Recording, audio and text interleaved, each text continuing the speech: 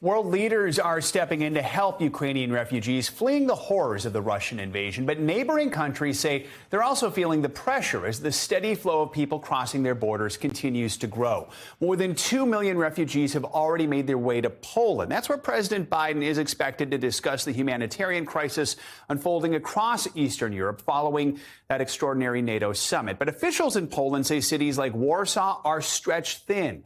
Housing is becoming scarce and hospitals have reached capacity. NBC News senior national correspondent Jay Gray is on the road right now between the border and Warsaw. Jay, good morning to you. What are you expecting to see when you get to Warsaw? How do you think that's going to compare with some of the cities you've been reporting from on the border?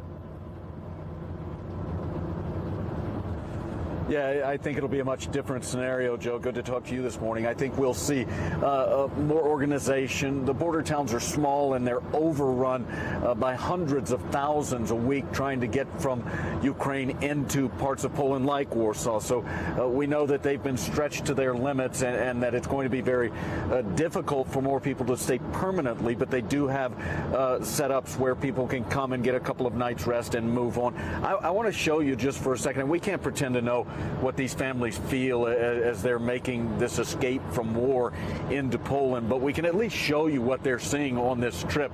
And for many, when they look out the side window of a van like this one, a bus or a train, they're seeing an area that's so unfamiliar, a place that most have never been and doesn't look like home. When they see the signs along the road, they're in a language that they don't understand, they don't speak, and so that's different. And they see this road, Joe, stretching out and just continually taking them further and further from a home that they may never see again. So making this trip to Warsaw for many is so difficult, not only physically, but emotionally as they try to move into the capital city and find some help. But as you mentioned, help there is growing more difficult to find day by day because they, again, have just been pushed to the outer edges of what they can do in Warsaw. Yeah, it may look like your average road, but for these families, it is anything but that. You know, Jay, while I have you, the Biden administration is expecting to unveil its plan to try and expedite the resettlement of Ukraine refugees to the U.S. as early as this week.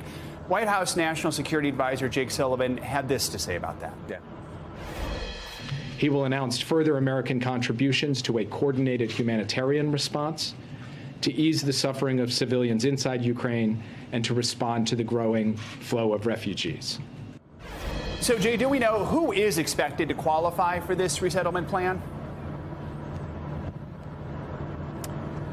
Yeah, I think he's going to make it easier for those who have family members in Poland to bring them back into the States to stay with them. We're also talking about those that are most vulnerable in Poland, and specifically, the White House has said activists, journalists, and members of the LGBTQ community to get them into a place where they are safe.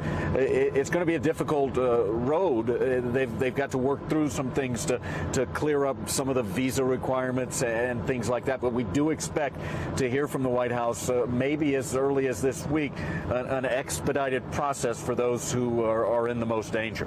Jay Gray on the road to Warsaw, thanks to technology, taking us along with him for a few minutes. Thank you, Jay. Appreciate it.